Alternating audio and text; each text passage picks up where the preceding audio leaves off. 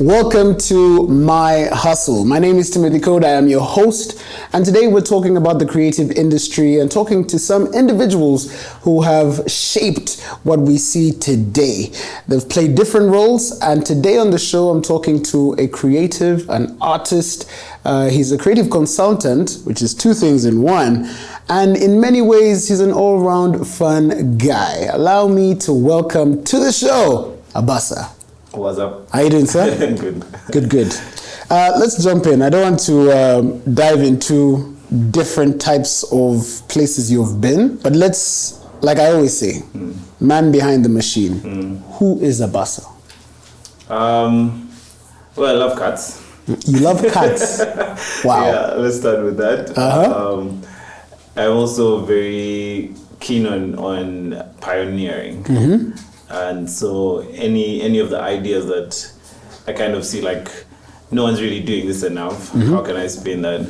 And also one of the things that drives me is really just showing a different way of doing things, because I feel like growing up I was always taught there was this one way, and can I think of, you know, another path, another entrance, that type of thing. Yeah. So that's the person behind. All right.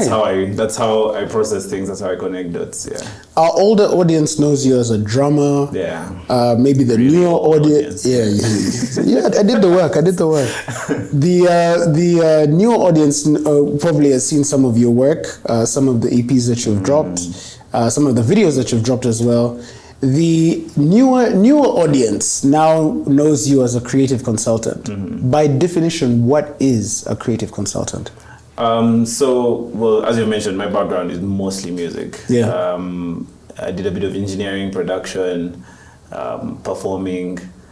So it made logical sense. Plus, like my parents are lecturers or were lecturers, so it was a very seamless transition into like academia. Yeah. So I've been doing teaching as well this is my 9th year as well, right now. 9 years. So it was like how do I use all this knowledge that I've gathered? Yes. And in class, of course, there's a module, there's a curriculum, so you can't really be very mobile about that. So it just made sense that you need to be able to teach the things that you know. And one of the gaps I feel like within our industry is education. I think every other industry is covered, agriculture, woodwork, whatever. Yeah. They all have a system that gets people from when they are very young and the brains are still moving to teach them how do you do the thing, what are the basic principles to become a lawyer, or what are the basic principles if you want to become a teacher. Yeah.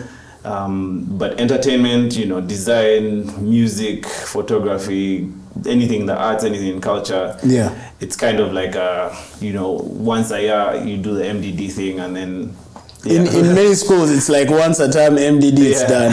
The rest is same as sports, it's also once a year. It's kind of like an extra thing. Yeah. And so I feel like that's the gap, and maybe why if you believe in longing or purpose or whatever, that's kind of why I believe I was. Given your teacher's background, your parents were teachers, and you're doing something similar in the line of entertainment and the creative industry. Who taught you what you know now in the industry that you're in? I went to school. Okay. So I have a master's in entertainment business. Okay.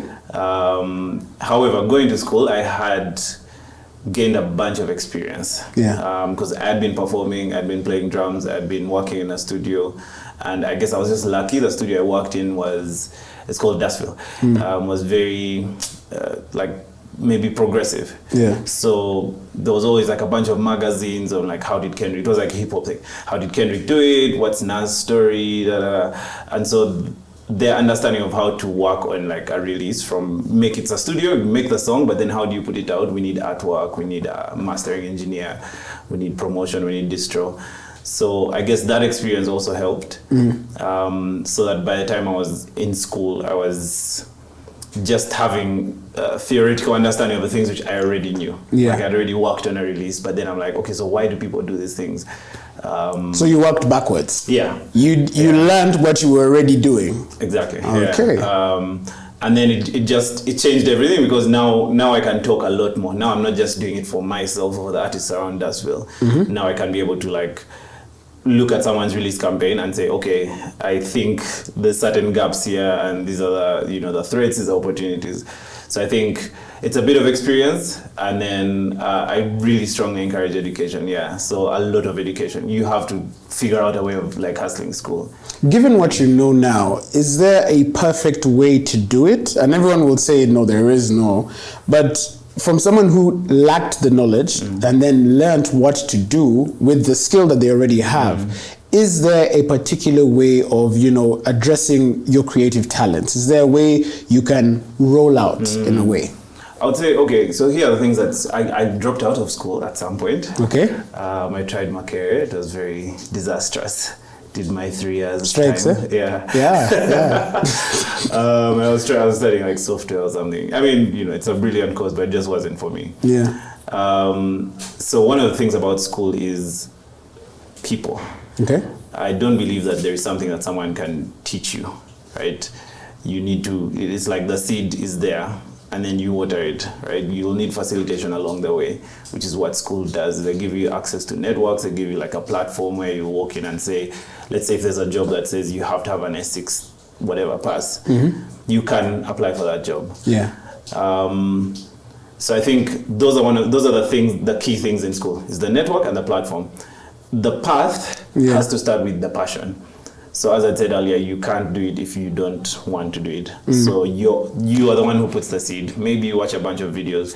Maybe you watch a movie. Maybe you follow someone on TikTok, and a light bulb goes off, right? Yeah. The first thing is passion. You have to be passionate about it, and then network. Find people around you who are actually doing the thing, and then try and get some type of mentorship or apprenticeship. Yeah. Figure out a place where you can learn everything, but on hands-on. Yeah, so I think those are the 3 steps. First, figure out what it is you really want to do. Next, find people who actually do it and do it well, and then get your hands dirty. All right. Yeah. Let me go back a bit. From being Abaasa the drummer to being Abaasa the musician, what steps did you take in changing who you were to become who you are now? You mean from musician to now? Or? From musician to now. Because in many ways, creatives see themselves with a very limited scope. They see, I want to be a musician and I don't know how long I'm going to do it for. But you found a way to, transition through the ranks, still stay true to who you are, but found a way to now evolve into a new Abaasa. So from the person who met you when you were a drummer to the person who now comes to you for advice, how did you make those changes and the steps on the way that you did to make the changes? You have to have a gap. Okay. Boredom is like your key. Yeah. You have to get a period where you're just bored and you've reached the mastery of that curve, and you're not mastery of boredom, or whichever curve it is that you're at. So there are 3 parts. Let's say I forget the person who came up with this curve. It's a mathematician. Yeah. But it was popularized by Whitney Johnson, I think. And it's like you start with a launch point where you kind of have a bunch of questions and not so many answers. Then you're in the sweet spot where you're figuring out how to do the thing. And then you master the thing, right? So you get to mastery, where you've figured everything out. You're kind of just barely, just going through life. Yeah. So that's when the boredom kicks in. Yeah.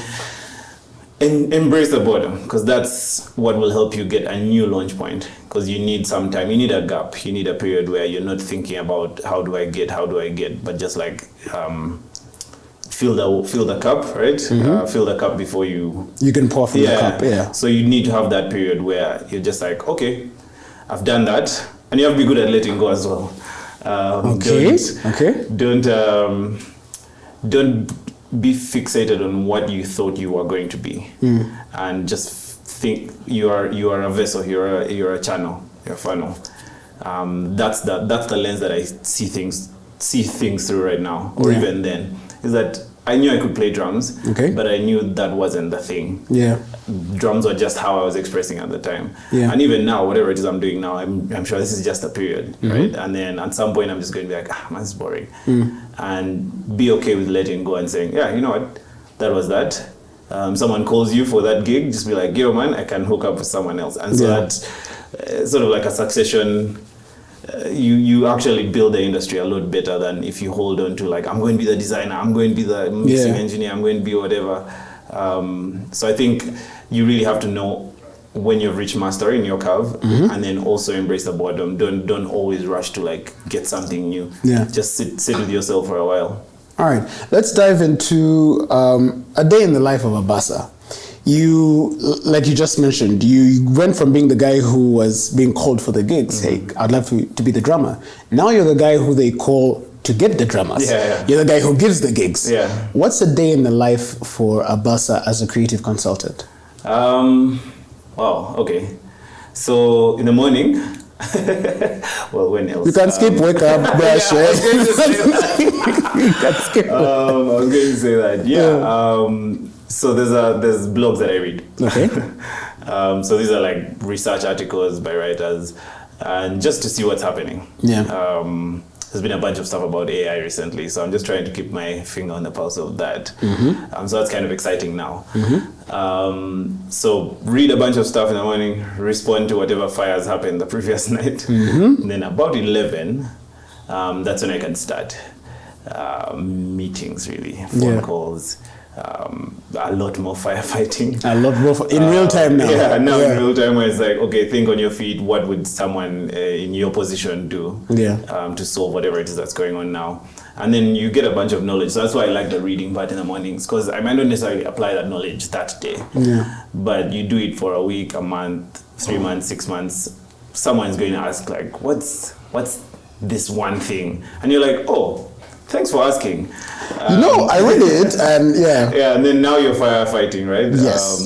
So then there's a bunch of that, and then in the evening I go network, which is another important part of what I do. Is I really need to know what's going on. I need to know what people are up to, how they're feeling about what they're working on. A lot of do your own like morning, meditation, your own time, blah blah blah. Do a bunch of firefighting throughout the day, and then network in the evening. All right. Let's talk about the gaps. It's something that has been repetitive in what you've been saying. Uganda as a nation has so many creative gaps, I'll call it that. Not only from the talent standpoint, but also from the business standpoint. From your line of work, what gaps have you seen that can be addressed, and how? The first gap is knowledge. Okay. That's the biggest one. Okay. All across the pipeline, whether it's in creation of whatever content or music or whatever, but also even just to selling it. A bunch of us don't know how to sell anything. We just know what people have done before. So there's a bunch of technical gaps. People don't understand how to hook up a mic, how to edit a video, or they might know how to edit a video, but they don't know why they're making certain decisions. So I think education is one of the biggest gaps. And then the second one is collaboration. Because we don't really, I think when I first started in production, I didn't have a studio. I was at home. And one of the things that I found was that everybody was like in their own cocoons. I had a laptop, so I was moving around with that. And I was finding that no one wanted to go to another studio. They just wanted like, I'll do the mixing, I'll do the mastering. They'll even do the graphic design. They'll record, they'll probably be the singer, do backup vocals even if they're recording for someone else. So there was, and the friend holds the camera, that's the video guy. And so there's no collaboration. And you find that there are people who are doing the thing that you want to do way better than you are, and are doing it much quicker. But because you want to hold 100% of the pie, you're like, I would rather keep this whole thing than, let's say, get a vocal coach or get a dance instructor. Or even just like watching a bunch of TikToks on people who are teaching different things. So I think those are the two main gaps. Is we really need education. But we also need a lot of collaboration. I think the collaboration one is a bit low lift. We can be able to do that like in a second. There are several people who do things way better than we do. I think that's one of the big gaps right now.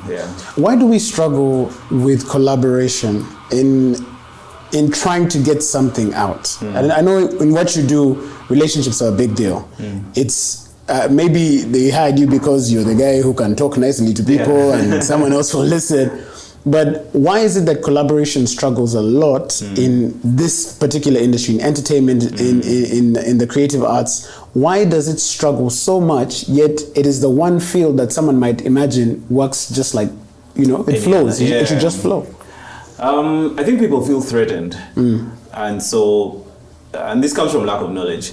If I don't really know how a promoter fits with my release pipeline, like I don't understand the theory. Yeah. Then I'll see this guy who's coming to me and is like, hey, I want you to sign a contract, and I'm just like, no. I don't understand. If I don't understand a thing, I'd rather not get into it. Yeah. And so the gap is mostly people feel threatened. They feel like if someone is coming to work with them, there's probably an ulterior motive, which some cases there is. But I need to know what I get out of this. So think about it like, would I rather have 100% of 10,000 shillings or 1% of $1 million, that type of thing. Yeah. But I have to have that knowledge of, okay, this guy might be screwing me over, but there's something in it for me. So don't come at it from like fear, right? The fear is lack of knowledge. So have an understanding of what it is you're getting into, and then it will give you the at least the tools to be able to collaborate. So most of us learned this stuff on the job. There's very few engineers, whether audio engineers, like live engineers, music producers, who actually studied what they do. We all just learned, we figured it out. Yeah. And so you feel like if someone comes in, they're going to threaten my position. And I think having an understanding of what it is you're working on allows that collaboration to happen. So I feel like mostly because people get threatened, that's why. So the more knowledge you have, the better you collaborate. All right, that's a touch point there. You see how people fit into your puzzle. Yeah. All right, so let's cut to the chase. Money. Yeah. Creatives struggle with finances on a personal level, but also on an artistic level, to make sure that your dreams come to to fruition. What advice would you give to someone who wants to dive into how best to make their art profitable? Because everyone has a talent. It could be lining up chairs. That could be a talent. But how do I line up chairs in a way that I can get paid to line up chairs? Yes. I think first step is start. You learn a lot from prototyping, a lot more than from sitting on the fence and trying to figure things out. Yeah. And the second thing is figure out how you add value. And a Louis Vuitton shoe, I don't know if they make shoes. Let's say a wallet. It's probably made from the same leather that they make the belt. Exactly. Yeah. That butter makes their wallets. But why is it that this one's $3,000 and this one is probably like $300K? Yeah. There is a value that people want to connect, right? Or people want to identify. These are not just like basic human needs according to Maslow and what. Yeah. We want to connect, we want to identify, and giving your talent the chance, right, to let's say I line up chairs, but I want people to associate lining up chairs with the most I don't even know. Like a premium experience. Yeah, exactly. Yeah. So you want people to feel like if I associate with this chair liner, I am much better than this other person who doesn't associate with them. So I'll pay you more. Because I relate. No, because this says a lot more about me. In what you do. Okay? So we're talking about from the customer's perspective. Yes. So a lot of us creatives, we don't really think creative, right? And we create the chair lines, but we don't think about what the customer is. So the customer wants to attach to something that says something about themselves. And whatever it is that I'm working on, add as much value, right, to the customer. Make sure that they have an understanding of what, get down to your brand, understand what your brand means, understand what's happening before you, understand how you can differentiate yourself, your USP, figure out what the white space is, where you're going to be actually playing. And that's what makes people attached to whatever it is that your brand says to their status. So always think about it from the customer's perspective. Spend some time creating. So I said start. So start by creating stuff. Start by lining up chairs. But then put the shoe on the other foot and think about like what do my chairs say about this customer? Yeah. And then that's your way through, because that you can charge for that. Now that would apply, let's say, in music, in film, in design, in events, in production, so many ways. Differentiate yourself from the pack. All right. You fit in, you'll not be able to survive. Now that you wear, two different hats, you're still very much an artist, right? You're still very much an artist. You're still very much a creative, but you're also now someone that knows how to balance the ability to now be profitable.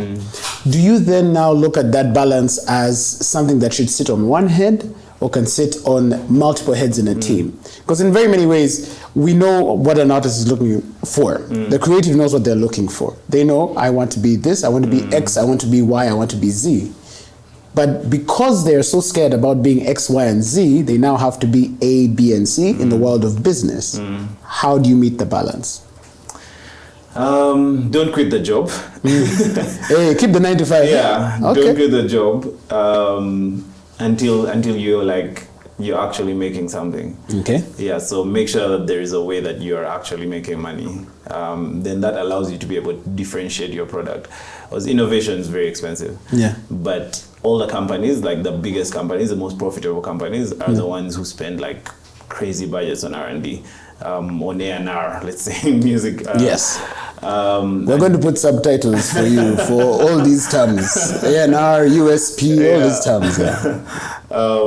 And so you need money to be able to innovate, to have the best producers, to have the best camera tricks or camera angles. Yeah. So you need somewhere where you're getting that money. So and you have to separate the two. Right, as hats. You can't be both? You will be both. But you can't wear both. Yeah. You have to separate the two. So like, if let's say I'm making a business decision, if I'm making a creative decision, I'll lock myself in the room and just create. Like, I don't care who's going to buy this. But if I'm trying to sell this thing, I can't have that same mindset. Okay. I have to actually care who's going to buy this, right? So I go back, maybe they call it design thinking. I have to go back and be like, okay, so what's the gap? What pains am I solving for the customer? What does my product help them with? Yeah. And if I realize that there's a challenge with my design or with my song or with my whatever, then I'll have to tell the other guy, like, boss man, just change the chorus a little bit, and you will be able to sell. Yeah. So there are two hats, but just split the room. Like when you're creating, take the critic out, and then when you're criticizing, like just criticize. Yeah. Put the money on the table and first put the creative aside. 200%. Yeah. All right. Let's dive into experiences. Where can you cite a point in your life where you have applied the knowledge you have now, and it has reaped the benefits of the knowledge that you have? Well, in school, because I run into a lot of students who, like, right now they were like headaches in class. Okay. But right now it's just like the light bulb clicked when they. You're not going to name drop any. No. Okay, fine. They're probably watching, but it's fine. The light bulb clicked, and now they're just like, oh yeah, the thing that we're actually speaking about, or the concepts that we're trying to work on, make sense in the real world. So I think for school, that's the place where I've actually seen that you are able to see the thing grow. You don't really see the seed acorn turn into an oak. We just all see the oaks, or we see the acorns, and you have to kind of look at the acorn as that potential to become the thing. So in school, I see that a lot, and this is not just school, like classroom, but like any of the mentorship sessions that I've had, or meetings where someone's like, what can I do? How can I help my career go in this direction? And then I'm like, okay, cool. There's this one article I read 20,000 years ago, which, outlined something like that. Or go and research this artist and see, because they had similar questions to you, or have this phone number, go talk to this guy, he's probably going through the same thing. So I think right now, in any form of sharing knowledge or teaching, I experience that a lot. Yeah. Do you feel creatives need to show their grassroots level? In the terms of beginning, like you said, the acorn on the oak. Many of our creatives, the young ones, are still at the acorn level. Even the old ones, some are still at the acorn level. And we're trying to be oaks. We're trying to show on social media because, the oak is what could sell. For example, let's say I'm trying to sell a camera. We don't know where the camera began and we want to buy it because of how it makes us feel. Is it important for creatives to tell that story, or are we better off just fine-tuning the craft, picking the parts that make sense, and then, creating a product that we can finally say, this is the camera, buy the camera. You don't need to know that I used to draw for me to get pictures. What would you say? I think when I was making music, the music that I was making was very off-kilter, very weird, at least based on what was popular at the time. Okay. And one of the things that motivated me is that there are several other people like me. Yes. We are so connected, we are so different, but we are so similar in so many ways. Yeah. So I knew that there was someone else like me, someone who had those similar questions, who had those similar influences. So don't think about it like, let me hide that part and just show up with the work. There's people who used to draw, but are now accountants. Okay. And you used to draw, now you're singing. Yeah. And it's like, boom, there you have a connection. Yeah. Right? And it allows people to tap deeper into the roots of why you're creating what you're creating. Yeah. And I think even more now than before. Before it was very hidden. Yeah. But now everybody's wary of like sales, ads. It's a numbers game. Yeah. It's a numbers game. Yeah, they know like you're selling them something. Yeah. So it makes more sense that you actually just be real and say like, look, this is my story. Yeah. This is where things started, and this is where I am now. Not perfect, but and you get a lot deeper connections as opposed to having many connections. You'd rather have deeper connections, which is like if we're putting on the business hat, is a lot more monetizable than a fleeting listen or maybe someone who just watches a billboard. You can sell connection more than you sell product. More than you sell numbers. Numbers. Yeah. So I'd rather have 100 people who truly believe in me or truly believe in the product that I'm selling, that it connects to their story and it represents them and gives them status and as opposed to having like 100,000 people who just kind of know you. All right. Yeah. Let me tap into the other side. You're a very successful guy, and thank you. Yeah, no, it's honest. But where do you feel you may have failed? Because we never get to see the failures. It's social media. We see everyone with makeup on. We don't see what you look like in the morning. So where have your failures come along your journey, and what did you do to tap in and say, let's get the screwdriver, fix this, let's replace this part? Where have you encountered failure, and what did you do to address it? I think everywhere. Every pivot has been a result of like, this thing isn't working. Yeah. One of the big ones, maybe I'll just like, it's still a work in progress, is self-image. Do I believe in myself enough to do this thing? How do I get out of the comfort zone, believe in myself more?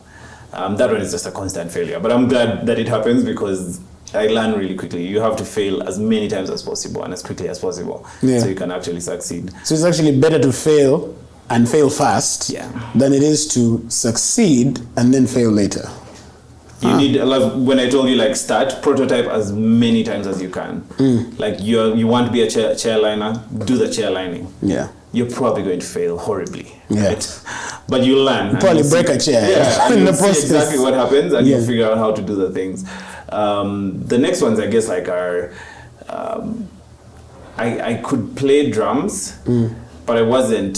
So the guys I was watching at the time, there was a guy called Rwemereza, another guy called Valer, and really brilliant, but I couldn't play as good as them. And I needed to add something else. Like, what else are you going to do? So I decided to go into production. So the failure of drums brought up production. I tried when I did release music. I wasn't making as much money as I was putting in.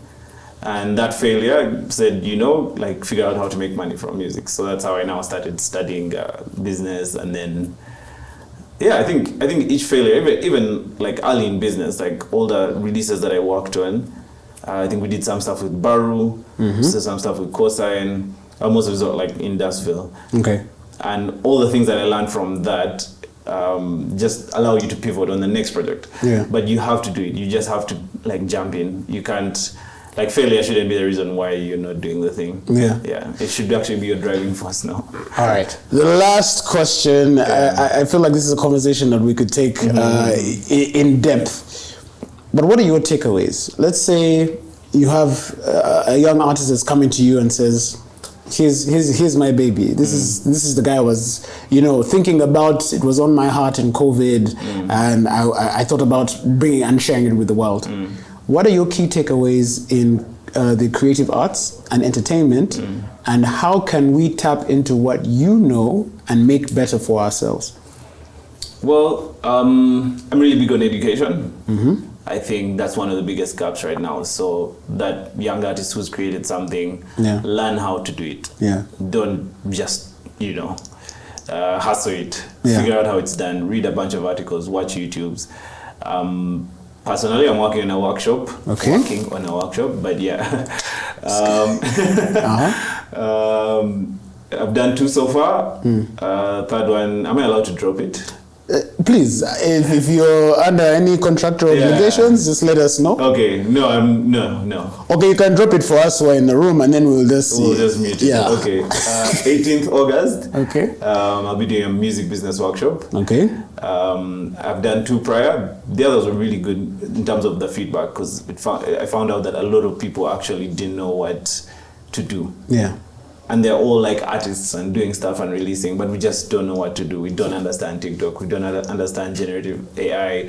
We don't understand, digital publishing, distribution. Okay. And so those are mainly the topics that I would like to be covering. Of course, I'll be using, not for free, but using people who are in the industry, who are experienced in these different fields. I don't want to have one specialty, and I think even in school that was one of the things that I wanted to learn everything, so that at least I have something to say on marketing, I have something to say on distro, I have something to say in the studio, of course, because I was a producer, I knew that.